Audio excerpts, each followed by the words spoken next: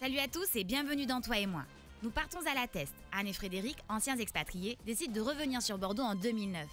Ils cherchent une maison secondaire et découvrent ce terrain avec une vieille bâtisse. Bonjour Anne. Bonjour. Bienvenue Clémence à la Villa Coromandel. Une maison de vacances? Une maison de vacances, entrée. Alors Anne, avant de faire construire cette villa, qui avait-il à l'origine sur ce terrain? Alors, quand nous sommes arrivés avec l'agent immobilier, il y avait une espèce de vieille bicoque très très moche. Et donc, on est rentré dedans, on a commencé à visiter. Et puis, assis-toi Clémence. Merci. Et puis, mon mari, donc Frédéric, est monté à l'étage.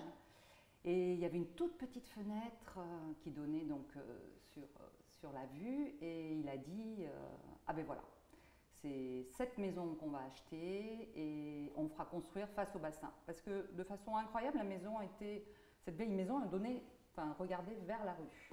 Bon, on a 3 enfants. Et en fait, il fallait absolument pouvoir recevoir tout le monde, le peu de temps qu'on était là. Donc,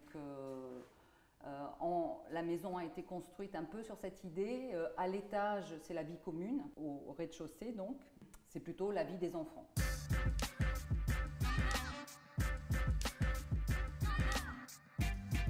Bérangère Signac s'est installée à son compte il y a 7 ans. Son agence est basée à Villeneuve-d'Ornon. Bérangère, comment tu as intégré cette maison dans ce paysage? Eh bien, tout d'abord, j'ai répondu au programme de Frédéric et Anne sur leur souhait d'avoir une maison de vacances. À partir de leur demande, j'ai réalisé un socle au rez-de-chaussée qui regroupe l'entrée, les pièces de nuit pour les enfants, tout ce qui est chambre, salle de bain. On y retrouve également une terrasse couverte et la piscine, les espaces extérieurs. Et ce socle, en fait, je l'ai travaillé à la base en béton. Toute la structure en fait, de la maison est en béton. Mais le rez-de-chaussée a été bardé en bardage bois teinté noir pour rappeler effectivement toutes les petites cabanes de pêcheurs qui se retrouvent face à la maison et pour pouvoir s'intégrer correctement dans ce lieu. Au-dessus, le salon, la salle à manger, le patio, la cuisine ainsi que la suite parentale se retrouvent dans un volume en béton blanc qui lui est resté brut. C'est un pliage que j'ai souhaité graphique, épuré, où une grande attention a été apportée sur la méthode et les méthodes constructives du béton. Et grâce à des techniques particulières, nous avons pu effectivement jouer sur la simplicité, sur quelque chose où on ne sent pas les épaisseurs de béton, on ne sent pas les gros accrotaires, on sent quelque chose de fin qui du coup, dès lors qu'on s'éloigne de la maison, qu'on se retrouve sur le bassin par exemple, si vous allez au port de la Teste, on peut voir cet espace vital qui est très imposant mais qui finalement semble flotter au-dessus des faîtages des petites maisons de pêcheurs.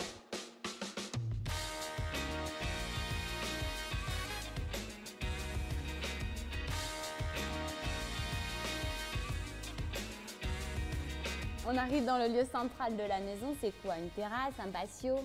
Alors c'est un patio qui se retrouve effectivement au milieu, au R+1, donc ça a été la volonté toujours pareil, de regarder le paysage. Il est implanté entre la cuisine et puis l'espace à vivre.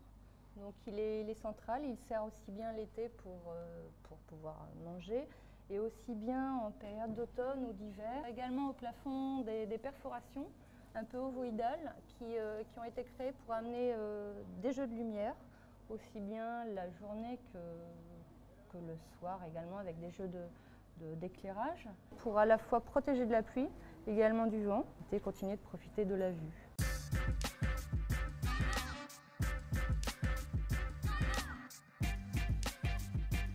C'est quand même un lieu incroyable ici, comment on vit à quelques mètres du bassin d'Arcachon? Bien, on vit bien. Là, on est sur le solarium de la maison. C'est en fait une terrasse qui doit faire une vingtaine de mètres carrés qu'on a imaginé avec l'architecte, bien sûr. Ça permet de prendre la mesure de cette vue. La ville est dans notre dos, donc c'est un lieu tranquille et paisible. On aime bien le soir y monter, prendre l'apéritif par exemple, ou venir lire dans l'après-midi. Est-ce que la maison a rempli son rôle de maison de famille, maison de vacances? Tout à fait, tout à fait. Ce qui est très agréable dans cette maison, c'est qu'il y a plusieurs lieux de vie. Autour de la piscine, le patio au premier étage, le salon bien sûr, beaucoup d'espace de vie, donc on peut chacun un peu mener, vivre à son rythme et puis se regrouper parce que les volumes sont grands, autour de grandes tablées, autour de la piscine quand on montre du bateau. Allez, on récapitule. À chacun son rythme, n'hésitez pas à dissocier les espaces dans une maison de vacances. Une structure discrète vous permettra de profiter de la vue. Pour plus de renseignements, contactez le 308, le lieu de l'architecture à Bordeaux.